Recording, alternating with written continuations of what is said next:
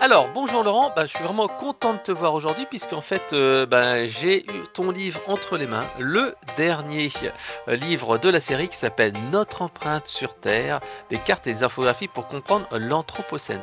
Alors je trouve que c'est vraiment un bouquin qui est intéressant puisqu'en fait il y a vraiment cet aspect visuel et moi je dis toujours à mes collègues, l'homme est un animal visuel avant tout parce qu'ils disent ouais mais il y a l'odeur, il y a le toucher et tout ça, mais pour moi en fait l'être humain, c'est quelqu'un qui voit avant tout. Et c'est vrai que de voir les choses, c'est quelque chose qui permet vraiment d'avoir tout de suite un bon aperçu de ce qui se passe sur les différentes situations, avec des graphiques qui sont vraiment parfois assez étonnants, comme celui où on voit le poids de l'humanité sur Terre, avec cette petite balance, je ne sais pas si on la voit à l'écran, mais je la mettrai après en vrai.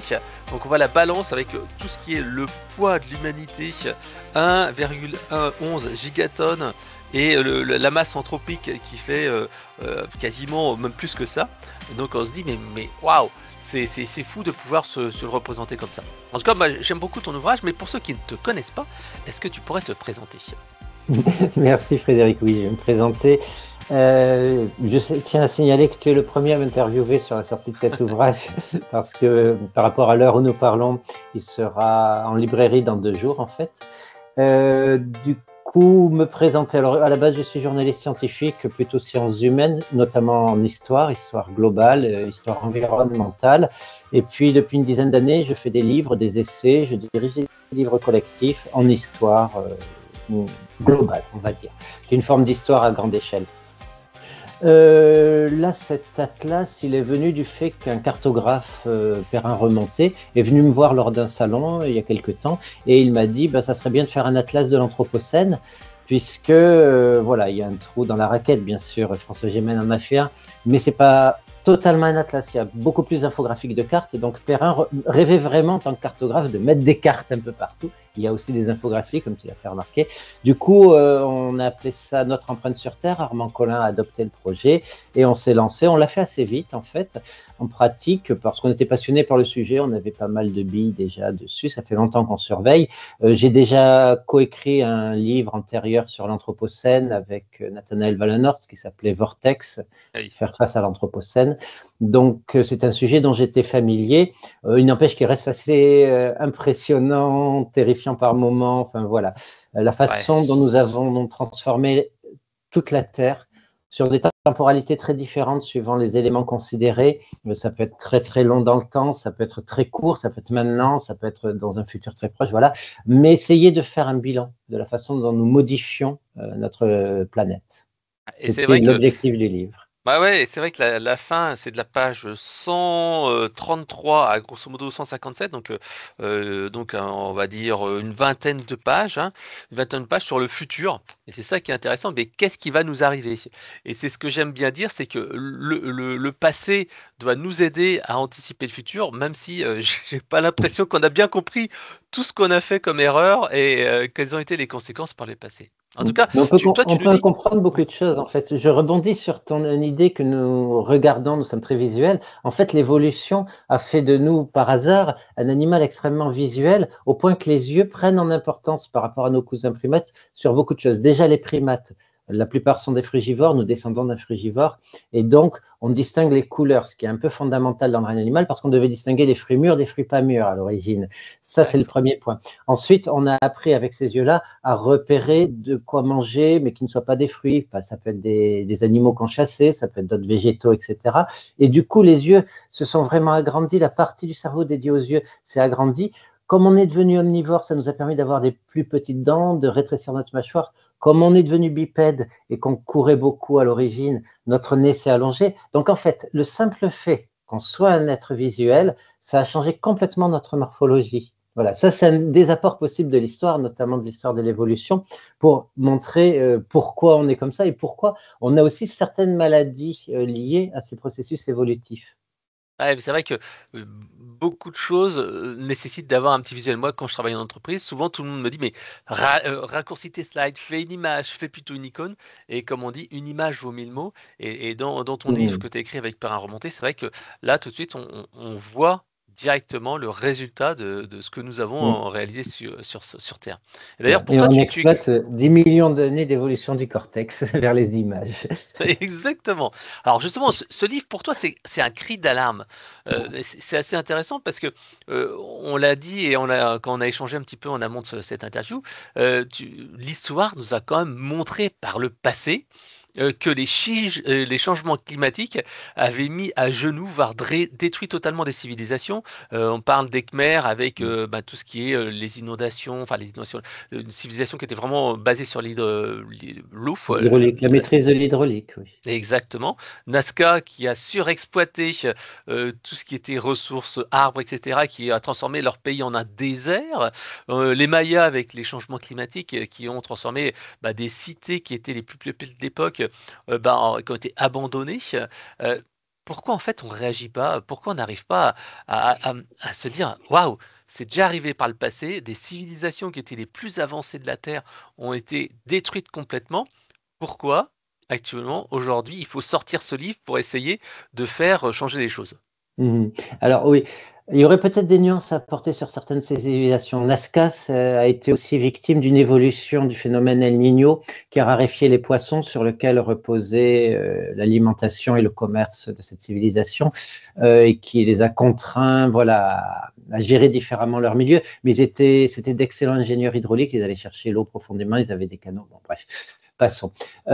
Pour les Mayas, on peut aussi se poser la question, est-ce un effondrement de civilisation? Parce que nous, on regarde archéologues, et les archéologues n'aiment rien tant, et les touristes, que les grands monuments, les grandes pyramides. Donc, c'était quoi la société maya des cités-États mayas? C'était un centre cultuel, en général une grande pyramide, plus des constructions en dur dans lesquelles vivait l'élite, et puis tout autour des jardins, des gens qui vivaient dans les cabanes, qui nourrissaient l'élite avec du maïs, etc.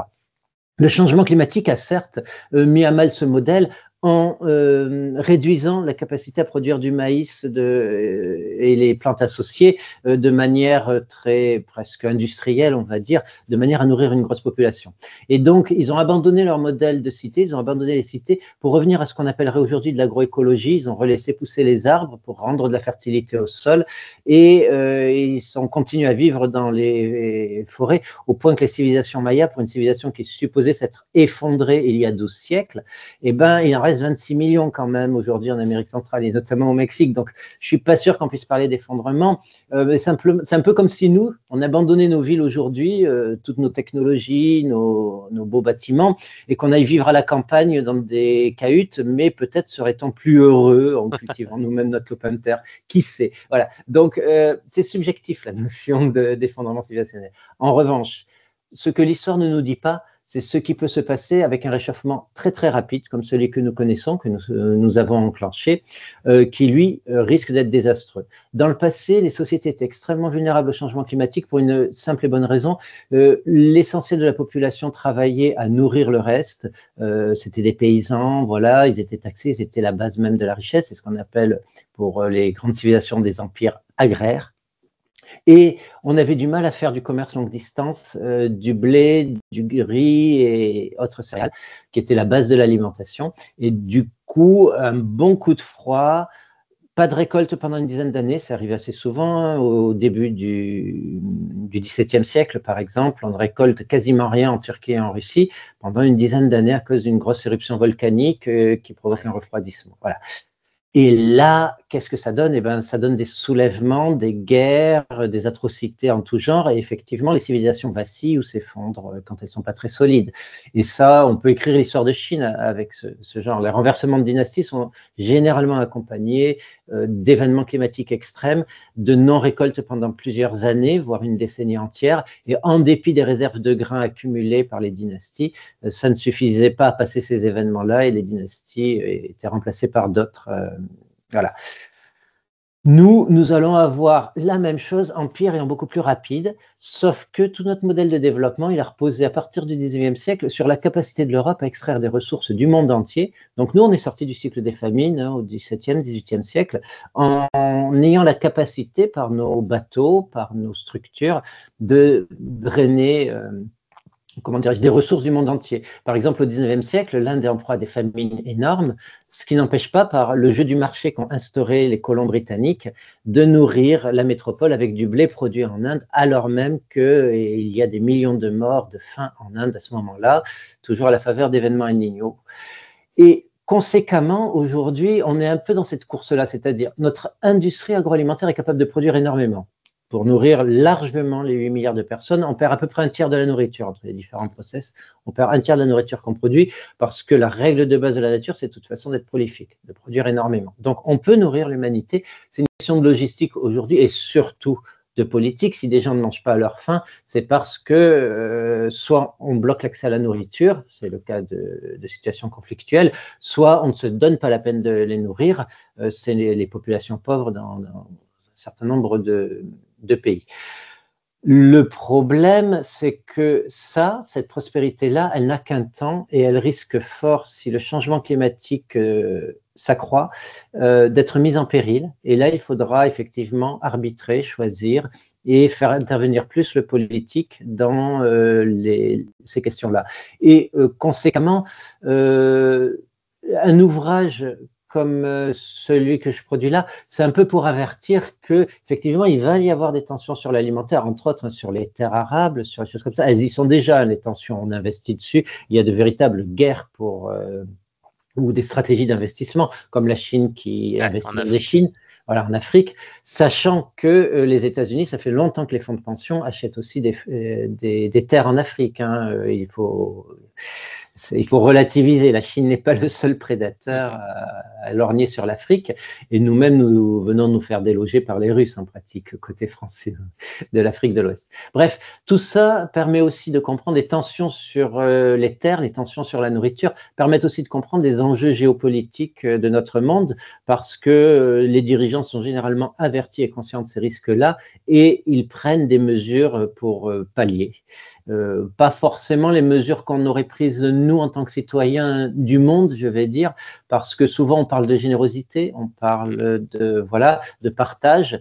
En pratique, la plupart des stratégies des États riches et privilégiés, nous sommes dans un État riche et privilégié, quoi qu'on en pense, ne sont pas forcément très morales.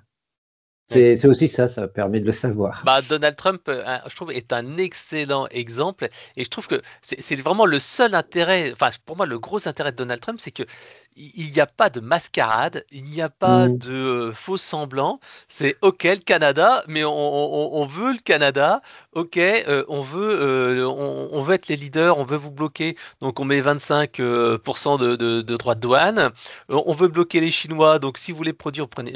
C'est là que ça montre que le capitalisme actuel est vraiment une guerre en fait cachée en fait, et que les Américains c'est pas les gars gentils, ils pensent vraiment qu'à eux. America First, c'est vraiment America First.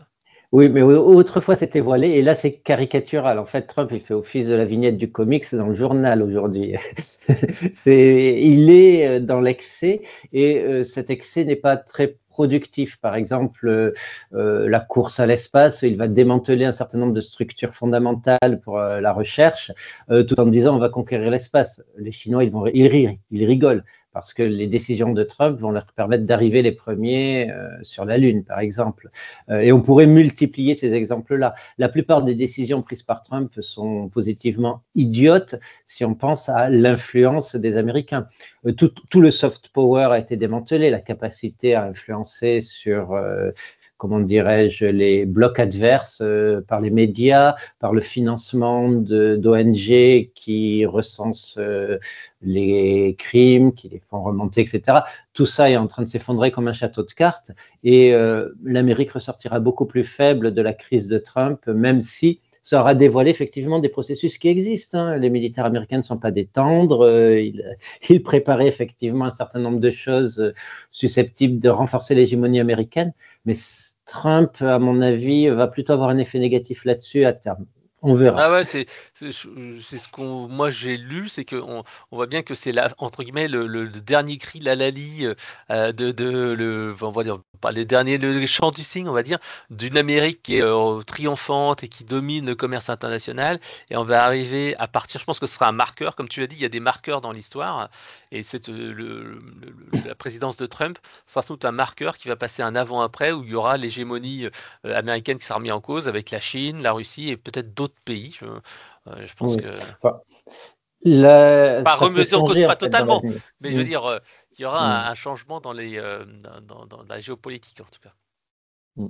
Alors, d'ailleurs, tiens, est-ce que par le passé, toi, tu aurais eu tu verrais dans le passé justement quelqu'un qui ressemblerait à Trump? Est-ce qu'il y a eu par le passé un président qui a été du même style avec ses déclarations tonitruantes? Alors, je parlerai peut-être pas de Benito Mussolini parce que lui aussi, il avait des déclarations un petit peu à l'emporte-pièce avec des programmes qui étaient un petit peu, allez, vas-y, on va faire l'indépendance du pays alimentaire qui était assez, comment dire, décalé de la réalité.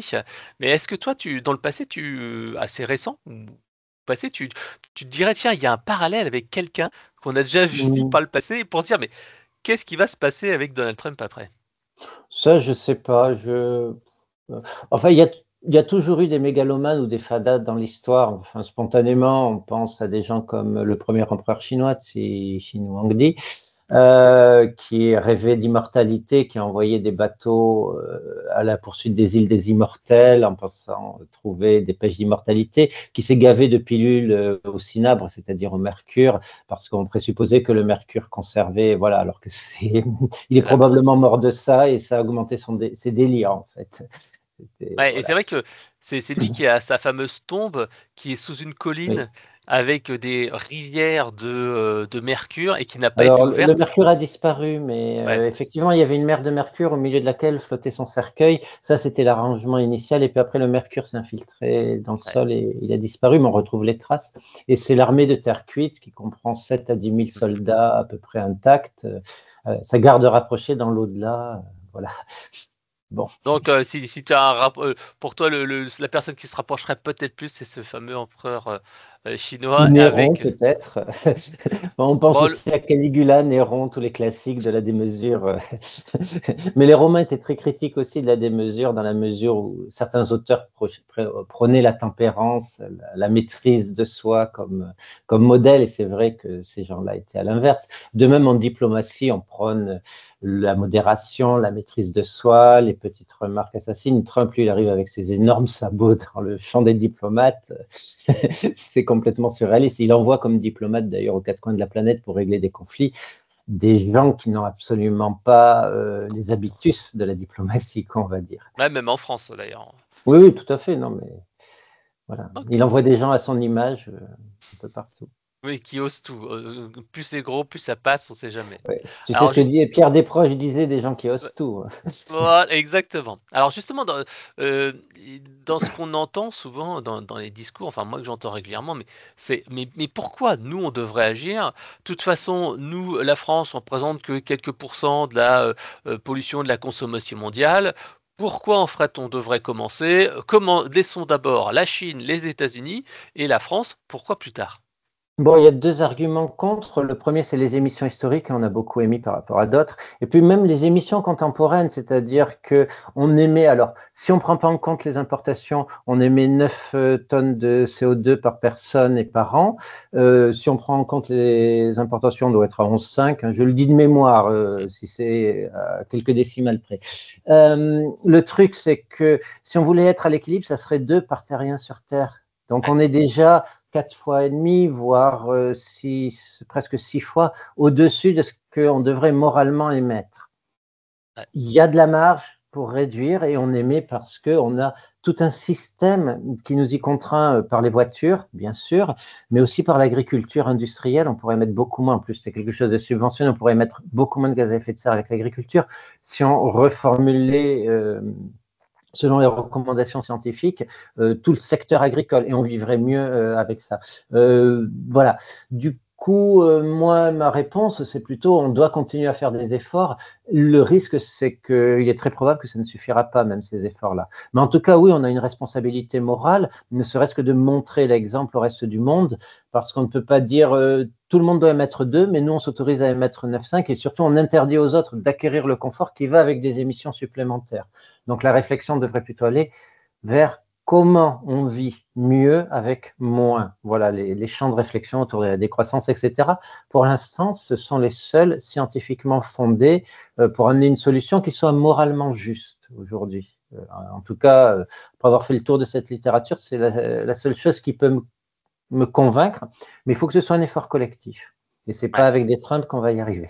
Ouais, et puis c'est vrai que j'aime beaucoup cette infographie qui montre aussi l'impact du CO2. C'est vrai que, c'est pas que ça. D'ailleurs, c'est dans le livre, tu parles bien des limites planétaires et tu rappelles que le CO2 n'est rien qu'un des éléments. Mais c'est vrai que rappeler que voilà, ici c'est l'impact du CO2, les États-Unis, la Chine. Tu parlais des fameuses 7 tonnes qui sont ici 7,2 pour la Chine, la France 6,15. Donc en fait, c'est vrai qu'on a un effort à faire, montrer l'exemple et comme tu dis, l'effet cumulé, comme c'est scientifiquement prouvé, le CO2 a une durée, je crois c'est 1000 ans ou quelque chose comme ça, je ne sais plus tant que Alors ça. la demi-vie, c'est, je sais plus, je crois que ça reste dans l'atmosphère. Je l'ai écrit en plus, mais j'ai oublié. Je ne sais plus si c'est une douzaine d'années pour la moitié, et puis après l'autre moitié peut persister plusieurs siècles, oui. Après, il y a une rotation, voilà. Mais de mémoire, il faudrait que je vérifie. Je ne suis pas sûr que ce soit 12 ou 100 ans, je ne sais plus. Mais ça prouve bien que ce que nous avons fait par le passé reste important, et même si maintenant il y a d'autres pays qui font plus d'émissions, on cumule en fait, on a un budget entre guillemets CO2 qu'on a consommé déjà, qu'on a surconsommé, qu'on surconsomme encore, et donc c'est pour ça qu'il faut agir. Il y a quelque chose de très important, c'est-à-dire qu'en gros, nos émissions de CO2 aujourd'hui, elles sont aux alentours de 40 gigatonnes par an. Donc ça, ce sont les émissions anthropiques résultant de notre industrie et de l'émission de la combustion de gaz à effet de serre, de la combustion, pardon, de carburants fossiles, mais aussi pour 20% de ce volume-là de la déforestation et du changement d'usage des sols. Mais la question est les écosystèmes absorbe entre les océans, les forêts, les zones humides, environ 16 gigatonnes par an en moyenne. Donc, c'est un budget qui est calculé. En gros, on dit on est 8 milliards sur Terre, on se donne 2 tonnes par habitant et ces 16 milliards de tonnes absorbées par les écosystèmes, c'est ce budget carbone pour le faire court. Ça repose sur l'idée, qu'on reste stable, c'est-à-dire que dans 25 ans, on devrait être plutôt 10 milliards. Donc, le budget diminue d'autant par personne, premier point. Deuxième point, les écosystèmes sont en train de prendre une sacrée claque. Les forêts absorbent beaucoup moins. C'était divisé par 4 en 20 ans au niveau planétaire. En France, il y a des forêts, la plupart des forêts sont devenues émettrices de carbone au lieu d'être des absorbeuses ces dernières années à cause du changement climatique notamment et surtout à cause de l'impact humain sur la façon de croître de la forêt, les monocultures, mais aussi la fragmentation des forêts, le fait qu'il y ait moins de vie dedans, ce qui ralentit, voilà. Et conséquemment, tous ces calculs-là, ils reposent sur un postulat qui n'est pas forcément bon, qui est la permanence des puits de carbone naturels. Voilà. Alors, bien sûr, les dirigeants disent « Oui, non, mais on va restaurer les puits de carbone, etc. » Pour l'instant, on n'en prend pas le chemin. Voilà. On l'annonce à grand renfort, parfois, on s'occupe d'un bois ou autre chose. Mais franchement, on est dans la mauvaise direction concernant ça. Donc, s'il y a un cri d'alarme, c'est vraiment protéger les forêts, restaurer les forêts, les zones humides, et puis aussi se préoccuper de l'océan parce qu'on est vraiment sur des carrefours aujourd'hui potentiels, des points de bascule. On n'est pas très loin de points de bascule sur ces paramètres-là. D'ailleurs, tu parlais qu'il fallait nous sevrer du pétrole. Alors, est-ce que c'est parce qu'il n'y en aura plus ou au contraire parce qu'il faut s'arrêter avant de trop en faire? Tu sais très bien quelle est la réponse à la question. Il y en a assez pour nous envoyer en enfer si on extrait tout. Et les compagnies pétrolières sont prêtes à le faire parce que il reste du pétrole. Le pétrole le plus facile d'accès a été progressivement exploité partout, mais il est toujours possible d'en extraire à plus grand coût, donc il suffit d'augmenter le prix. Et tant qu'il y a des gens pour acheter et des structures qui poussent à acheter et à financer, on continuera à extraire du pétrole jusqu'à ce que mort s'en suive, quoi. Donc, le truc est que c'est une décision politique et j'insiste vraiment lourdement sur le mot politique parce que la palette des possibles, elle est infinie. Les choix dans ces possibles-là, ils sont politiques, ils doivent résulter d'efforts collectifs et de concertation associant le plus possible d'acteurs, à mon sens. Après, voilà, mais c'est vraiment des questions politiques, donc je pense que tout citoyen devrait vraiment être informé de ces questions-là. Ouais. Bah justement, page 98, tu dis décroître ou développer. C'est quoi croître avec moi? Est-ce qu'on peut croître avec moi ou faut décroître? Pour moi, on peut très difficilement croître avec moi. Il y a tout un débat sur les Ouais. découplages, etc. C'est quelque chose qui, a priori, on n'a pas d'exemple où ça ait vraiment fonctionné, le découplage absolu. C'est-à-dire que, par exemple, nous, on continue à consommer autant en Europe qu'avant, mais on a désindustrialisé et en fait, on y a gagné le fait que la pollution est D'ailleurs. sous-traitée à la Chine, en gros. Voilà, mais on continue à consommer autant. Et on dit, bah, on continue à consommer autant, mais on a découplé ça des pollutions de l'air. Oui, non, on ne l'a pas découplé parce qu'au niveau planétaire, on le retrouve et c'est même amplifié. Donc, voilà, on doit apprendre à faire mieux avec ce qu'on a. C'est surtout ça, et mieux répartir ce qu'on a. C'est en gros les deux lignes directrices qui devraient présider à la distribution des richesses sur Terre, à la redistribution fiscale déjà à l'intérieur des États, et à la redistribution, comment dirais-je, programmée entre États par la négociation et pas par la guerre. Parce que la guerre est extrêmement destructrice de l'environnement et ne fait que précipiter le naufrage. Donc, vraiment, mon idée, si on était raisonnable et vraiment conscient, si on était vraiment sapiens, pour le dire clairement, on devrait s'asseoir autour d'une table et s'associer à différentes échelles pour partager. Voilà. Après, vous allez me dire, c'est presque christique ou bouddhiste ou peu importe, mais oui, c'est de cet ordre-là, c'est-à-dire qu'il faut arriver à un moment donné à reconnaître les autres et à dire, bon, ben, il y a des injustices, on va essayer de les réparer parce qu'on peut vivre très bien avec moins de ressources. Après, c'est une question aussi de politique, d'infrastructures qui ont été planifiées par ce politique, on a les moyens intellectuels, scientifiques, de connaissances pour le faire. C'est simplement que personne ne s'attaque à cette tâche-là parce qu'on se dit que la seule chose qui fonctionne, c'est la compétition, la lutte, allant jusqu'à la guerre. Sauf qu'aujourd'hui, on s'est donné des armes tellement efficaces que la guerre devient une option franchement flippante, quoi. Ouais. Mais Elle a c'est vrai toujours été que d'ailleurs, hein. C'est toujours la mauvaise face de l'humanité, mais voilà.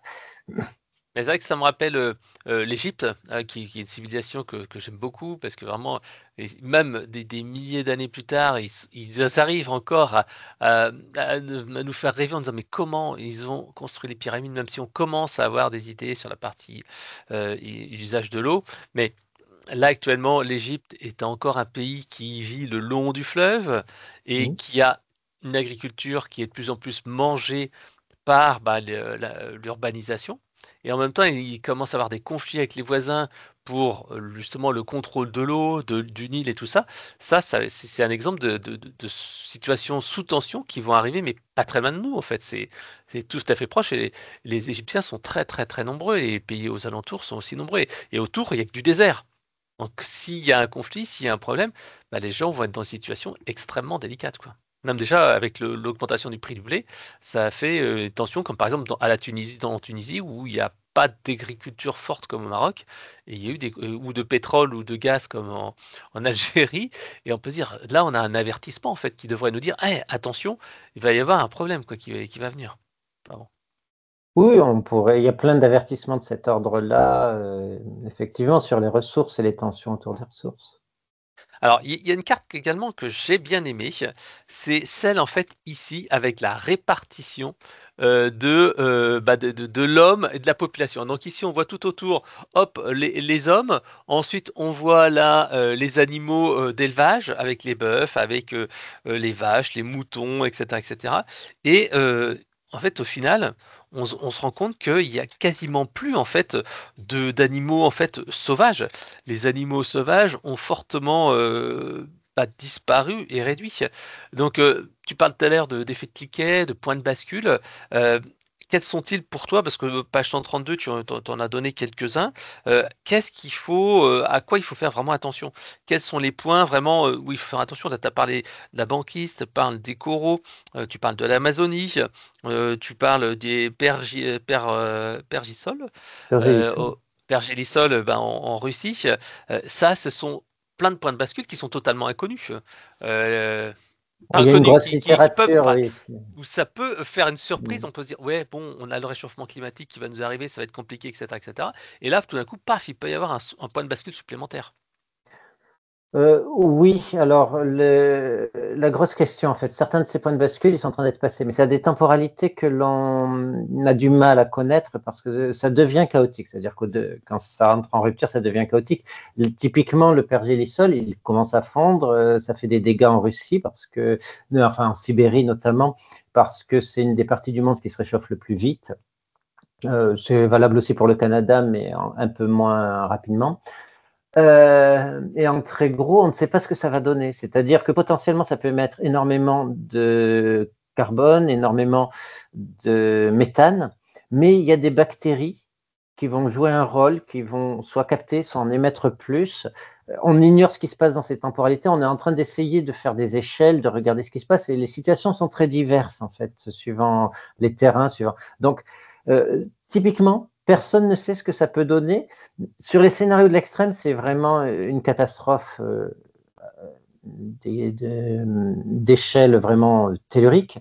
Et sur d'autres, ça peut durer longtemps et ça peut être atténué. Voilà. Du coup, on est vraiment face à une inconnue. L'autre problème, c'est surtout les effets de rétroaction entre les différents points de bascule, parce que certains s'alimentent les uns les autres. Mhm. Notamment, un des points de bascule les plus inquiétants serait la savanisation de l'Amazonie, parce que l'Amazonie est le véritable régulateur du climat de l'Amérique latine de façon très forte. Hein, peut-être les 2 tiers ou les 3 quarts des pluies en Amérique latine sont liées à l'Amazonie. Donc, ça serait une aridification très forte, bien au-delà des frontières des pays concernés par la forêt amazonienne, que la progressive savanisation de l'Amazonie. Et l'autre problème, c'est que ça régule une bonne part du climat mondial. Et donc, on aurait beaucoup plus de chocs. Par exemple, il y aurait des chocs en retour sur l'Europe si jamais on atteint ce point de bascule-là. Et jusqu'il y a peu, les études disaient la forêt amazonienne entrera dans un processus de savanisation, de transformation en milieu plus aride, quand on aura détruit à peu près 40% de sa superficie. Et puis, on avait détruit à peu près un peu moins de 20% quand d'autres études ont commencé à dire, ouais, mais la limite, elle est peut-être plutôt à 20%. Ah, Et là, bon, pour le faire rapide, on peut commencer à flipper. Mais on est maintenant, on balbutie autour de ces 20%. Le débat, il n'est toujours pas tranché. On ne sait pas où est le point de bascule. Voilà, et c'est typiquement, c'est vraiment comme un récif du temps de la marine à voile quand on avait mal cartographié, on ne savait pas où c'était. On savait que ça attendait quelque part sous l'eau, qu'on ne le voyait pas arriver jusqu'au moment où on entendait le crack sur le bateau. Voilà, les points de bascule, c'est un peu comme ça. Donc, le mieux, c'est avant de cogner le récif, c'est de réduire la voilure.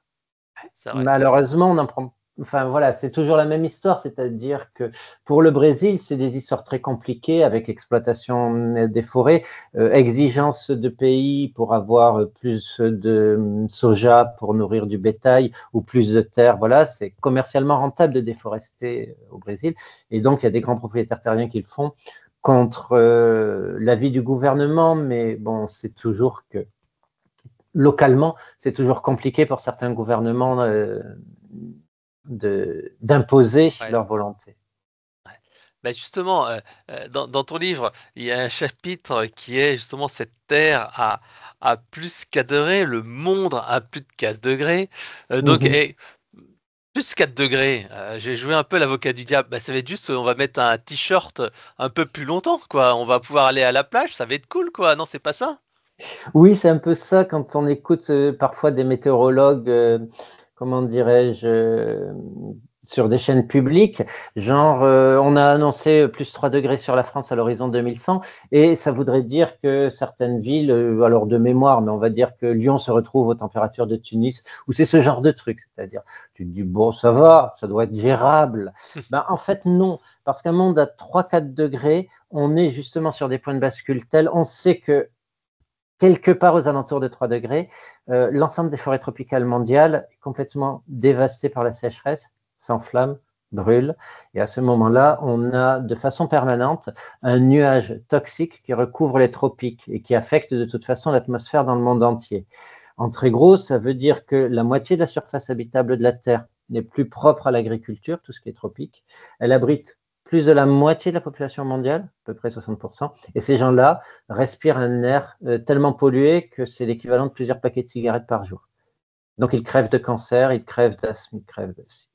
Qu'est-ce qui se passe dans ces cas-là? Ben, on a de telles tensions que géopolitiquement, même si Lyon est à la température de Tunis, le monde n'est pas du tout le même. Nos frontières ne sont pas défendues de la même façon. Toutes nos ressources vont a priori aux militaires pour conserver le peu qu'on a par rapport aux tensions des voisins, parce qu'on sera dans des situations de survie un peu partout sur la planète. Et donc là, c'est le scénario business as usual, ça nous projette dans les scénarios d'émissions contemporains, ça nous projette vers 3-4 degrés de réchauffement climatique à l'horizon à la fin du siècle. Et ce n'est pas un monde viable. Voilà, c'est vraiment le message que j'ai voulu donner à travers ce petit papier, c'est qu'il faut tout faire pour l'éviter. Ça ne sert à rien de faire un plan d'adaptation à 3 degrés mondial, 4 degrés pour la France, c'est le calcul, hein, la France se réchauffant un peu, enfin, voilà, se réchauffant un peu plus vite. 4 degrés en France, en plus, ça veut dire 3 degrés sur la planète. À 3 degrés sur la planète, géopolitiquement, on n'est pas dans le même monde et la France ne ressemble pas à la France. Ça, c'est le premier message. Et la survie de chaque humain sur Terre est fortement impactée.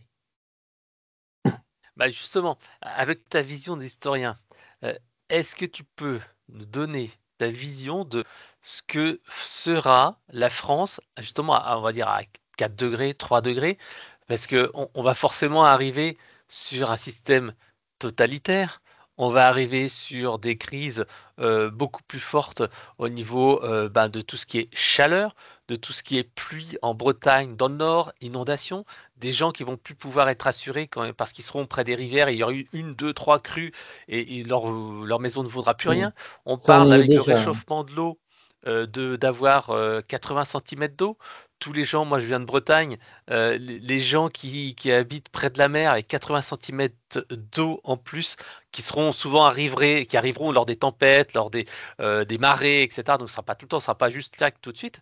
Mais est-ce que tu peux nous dire quels seront, bah, si on se projette 5 ans, 10 ans, 15 ans, 20 ans, dans quel système on ira? Tu parles d'une société qui sera dominée par les militaires, vers Alors non, pas un forcément. Dans ce que je totalitarisme, dis, dans ce que je par les dis, dépenses c'est militaires, excuse-moi. que oui, par la dépense militaire, voilà. Mais on est déjà presque à ça quoi, aujourd'hui par rapport notamment aux migrations. On a une telle peur irrationnellement boostée par l'extrême droite des migrations que l'on fait vraiment à l'échelle de l'Europe, on fait vraiment n'importe quoi par rapport au phénomène migratoire, y compris laisser se noyer les gens en Méditerranée ou financer des pouvoirs franchement malsains pour faire des camps afin de retenir de potentiels migrants en Libye, en Turquie ou ailleurs. Et c'est répugnant. Bon, bref, ça c'est le premier point. Je ne sais pas à quoi ressemblera le monde dans ce scénario-là. La science-fiction l'a un peu exploré. Je pense à un livre qui s'appelle La fille automate. Alors ça se passe pas en France, mais ça se passe en Thaïlande. Mais ça donne une assez bonne idée d'un monde qui a réagi, qui s'est adapté à quelque chose qui est un monde à 3-4 degrés. C'est bien Et fait, qu'est-ce qui c'est se bien passe alors? Parce réaliste. que je n'ai pas lu ce livre-là. La fille automate, ça a l'air assez poétique quand tu le dis. Oui, La fille automate, c'est très poétique. Bah, je recommande de le lire. C'est un auteur. Alors, je vais peut-être écorcher son nom. Bassi Galuppi, c'est d'origine italienne, mais l'auteur est américain. Et c'est vraiment un très bon livre sur la représentation de ce à quoi pourrait ressembler un monde hors de contrôle. Voilà. Parce qu'à 3-4 degrés de réchauffement, on est sur un monde hors de contrôle. Il faut l'éviter. En fait, la science-fiction, on l'a déjà abordé. Ça donne pas envie d'y aller. C'est très réaliste et il faut l'éviter. Voilà, ça c'est ma recommandation. Je vais pas forcément perdre mon temps toujours à imaginer ça parce que voilà, ça n'a pas, pour moi, ça n'a pas tellement d'intérêt. Ce qui est important, c'est de convaincre collectivement qu'il faut tout faire, et ça commence par le politique, pour ne pas en arriver là, parce que ce serait vraiment la pire erreur de tous les temps pour moi. Voilà, il y a pas photo. Donc, l'intérêt, c'est plutôt de réfléchir à comment on fait. Sinon, également, je signale qu'on n'est pas forcément dans une dictature. Ça serait la tendance naturelle du business as usual, progressivement dire qu'il faut un pouvoir fort pour faire face à une situation d'exception, etc., renforcer. Et avec l'IA, avec les moyens de surveillance, avec ci, avec ça, on commence à accumuler largement plus que nécessaire pour avoir des sociétés de contrôle qui fassent ressembler la Stasi à une blague. Bon.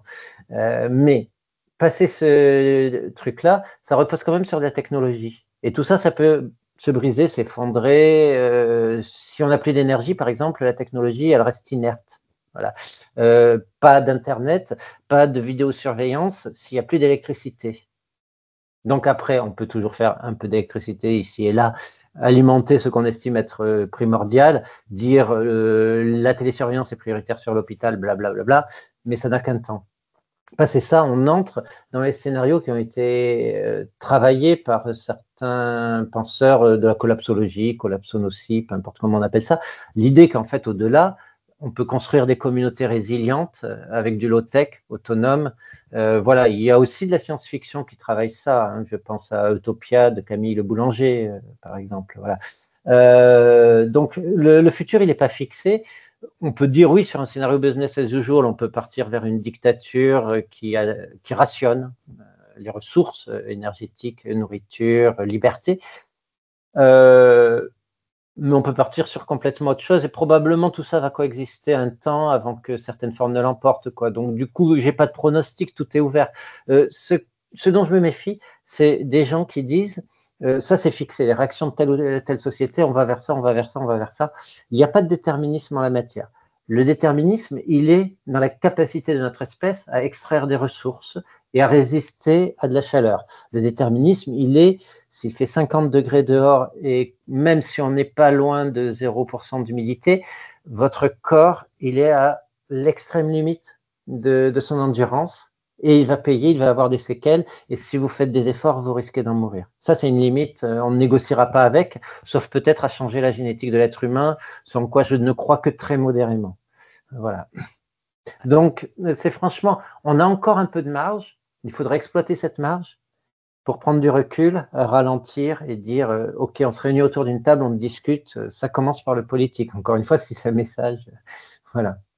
Et justement, est-ce qu'il pourrait y avoir comme ça un phénomène qui pourrait changer les choses, comme par exemple Gandhi en Inde, qui a quand même été, qui a eu un impact en fait sur le destin du pays.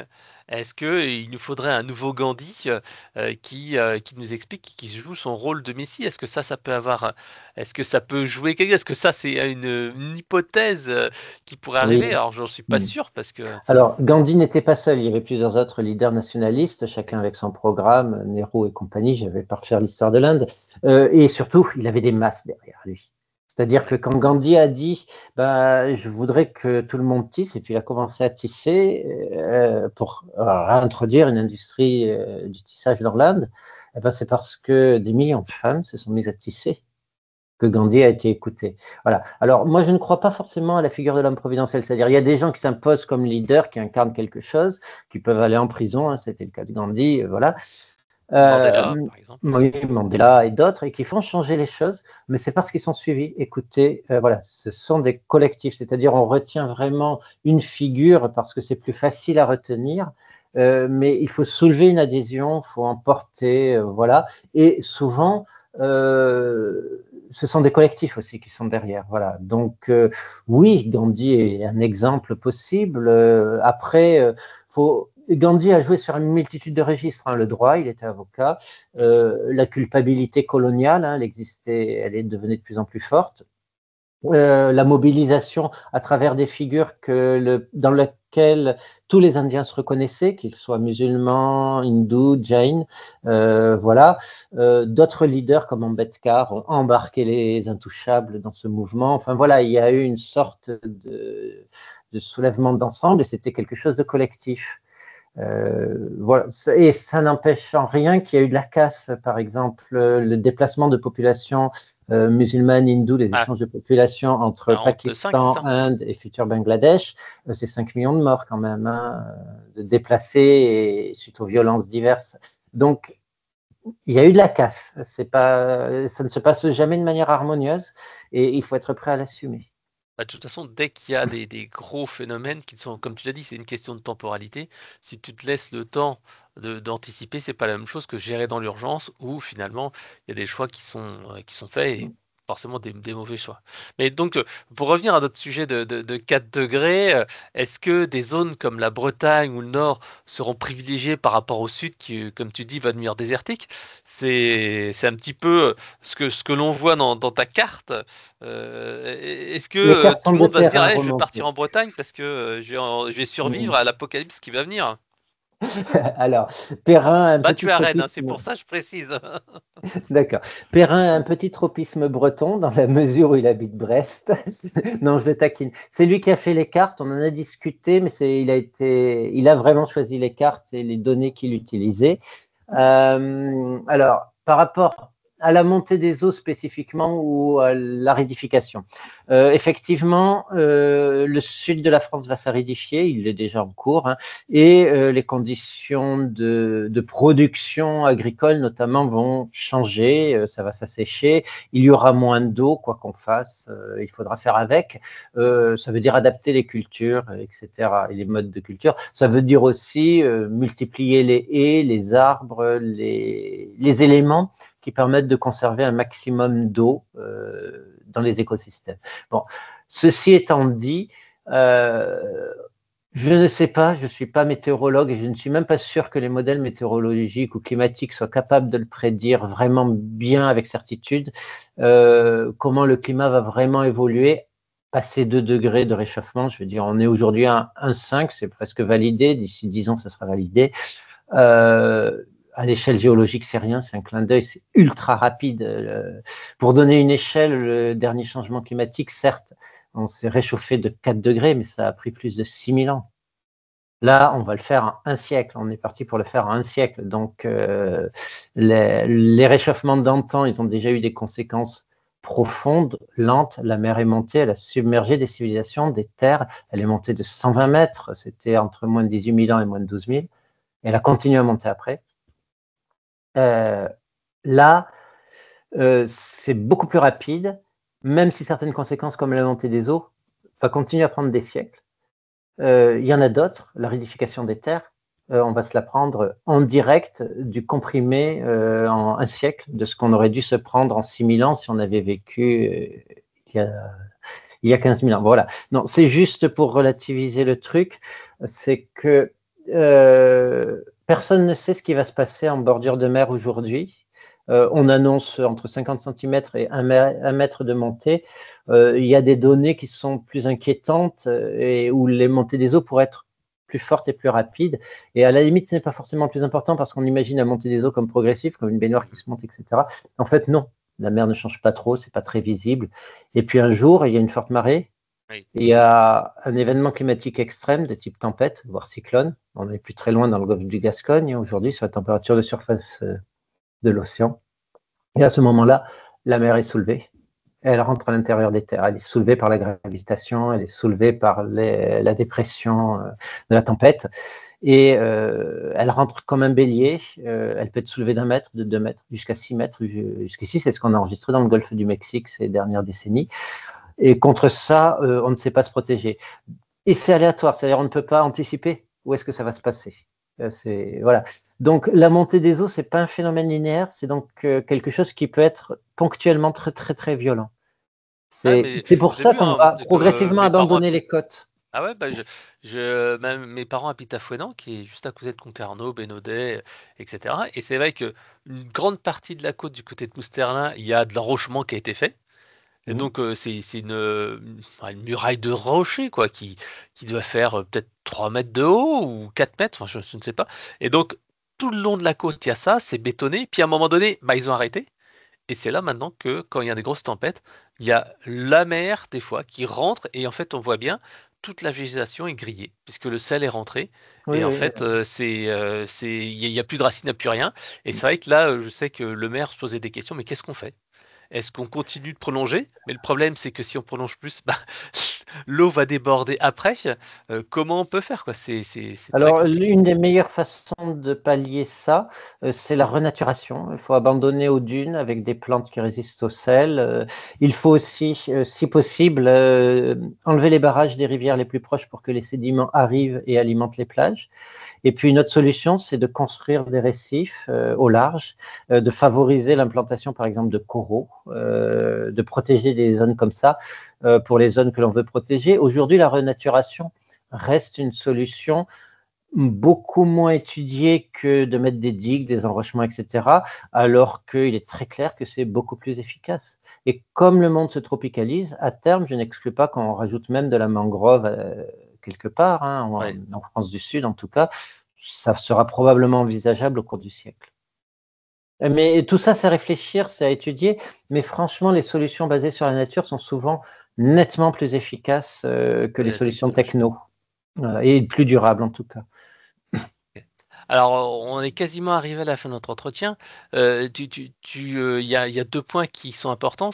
Le premier, c'est comment les entreprises peuvent s'adapter et pourquoi il faut décrédibiliser les marchands de doute, comme tu dis, page 153 de ton livre. Bon, ça, c'est une question purement politique, c'est-à-dire on a perdu beaucoup de temps et beaucoup d'énergie à essayer d'expliquer, de convaincre les marchands de doute, les climato-sceptiques, etc. Ils sont comment dirais-je, enfermés dans une bulle cognitive au service d'intérêts spécifiques qui veulent qu'on continue à extraire du pétrole ou à balancer des pesticides partout. Et ça, vraiment, ce que la science nous rapporte, c'est que c'est aux antipodes du bien commun. Mhm. Donc, pour moi, humainement, combattre ou même ignorer, je pense que voilà, le dicton qui sur Internet veut qu'on ne nourrisse pas les trolls, je pense qu'il s'applique aussi dans la vie commune, c'est-à-dire voilà, Ne pas perdre trop de temps à essayer de ne débattre avec pas des gens perdre qui. trop. Bah, Ouais. on a aujourd'hui un truc qui est formidable d'énergie, c'est la science de l'attribution, c'est-à-dire que depuis que les climato-sceptiques existent, les climatologues se sont acharnés à essayer de calculer, parce que c'était très compliqué, quelle était la part de responsabilité du changement climatique dans tel ou tel événement extrême climatique. Mhm. Et c'était quelque chose qui était totalement inconnu parce qu'extrêmement difficile à calculer. Et donc on leur disait, ouais, mais cette tempête-là, qu'elle soit arrivée maintenant, ce n'est pas lié au changement climatique. Ça, il y a de tout temps, il y a eu des tempêtes. Donc, il a fallu qu'ils calculent la fréquence des tempêtes, l'anticiclone. Et après, on en arrive à des trucs aujourd'hui où la science de l'attribution dit tel cyclone a été rendu 40 fois plus probable par le Un changement changement climatique. climatique. Voilà, pour son occurrence. Super. D'un point de vue mathématique, c'est vrai que les mathématiciens, ils sont là, ils sont sidérés. Ils disent, oh, mais on n'imaginait pas que c'était autant, c'est magnifique. Puis c'est une prouesse de calcul, etc. Mais qu'est-ce qu'on perd son temps avec ça? Enfin, je veux dire, j'admire les gens qui font ça, là, mais ça serait mieux employé que pour avancer des débats avec des gens qui, comme Trump, n'ont que des arguments fallacieux et les répètent en boucle dans des Fake scénarios. news. Voilà, non, non, mais voilà, et aujourd'hui, on a recours à l'IA pour propager ce genre de trucs, que ce soit dans les fermatrolles russes, que ce soit sur X avec Grok et Elon Musk. De grâce, enfin, je sais pas, c'est même pas intéressant de répondre à ces gens-là. C'est vrai.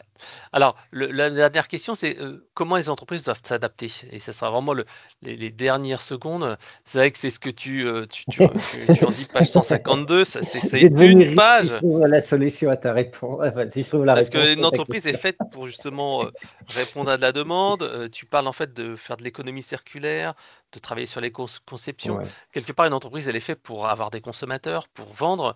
Euh, Totalement d'accord. Pour moi, c'est encore une fois politique, c'est-à-dire que les États doivent imposer des normes qui soient les mêmes pour toutes les entreprises sur toute la planète, qu'elles jouent dans le même jeu pour l'intérêt commun. C'est-à-dire que ça ne se fera pas spontanément du côté des entreprises, ça ouais. devra être cadré. Je ne dis pas contraint, cadré, imposé pour le bien commun. un certain nombre de règles du jeu. Parce que les ressources planétaires sont limitées, il faudra imposer un extractivisme, comment dirais-je, calmé, cadré. Voilà. Et ça doit se faire à l'échelle planétaire. C'est mal barré, mais je pense que s'il y a des chocs vraiment violents, les États se mettront autour de la table et diront « OK, on va calmer nos entreprises ». Et je n'attends pas des entreprises qu'elles le fassent spontanément. Il y a quelques patrons qui s'y mettent, évidemment, mais pour l'instant, c'est de l'ordre du cosmétique. D'accord. Bah, merci pour cet échange. Donc, si Merci, vous souhaitez acquérir le livre, bah, vous le trouvez dans toutes les bonnes librairies, Fnac, etc. Donc, paru chez Armand Collin, prix 26,90. Donc, c'est un beau bouquin parce qu'en fait, 160 pages, en plus, bah, des cartes vraiment bah, en couleur. Vraiment certaines vraiment très très lisibles et qui permettent justement de se rendre compte des phénomènes à venir et des défis qu'on va devoir affronter dans les années à venir. Donc avec à chaque fois donc la carte et puis le petit commentaire qui permet d'expliquer, qui permet de comprendre en fait quels sont les défis, les enjeux. Donc ça c'est assez facile à lire, même si quelqu'un qui n'a qui n'a pas encore pris de conscience particulière, mais je trouve qu'il arrivera à trouver les informations essentielles avec ici la carte et les cartes, les infographies et les textes juste à côté. Bah, merci en tout cas pour ce livre et puis rendez-vous une prochaine fois pour un nouveau livre. Alors c'est quoi le prochain ou les prochains ouvrages qui vont sortir te concernant? Je prépare une histoire du vivant pour Actes Sud. D'accord, et ça sera disponible fin d'année? Ça sera l'année prochaine. Non, pas fin d'année, l'année prochaine. L'année prochaine. Bon, bah, on reste en stand-by. Et puis encore merci pour ce livre et aussi à ton co-auteur, Perrin Remonté. Merci. Merci Frédéric. À bientôt. À bientôt.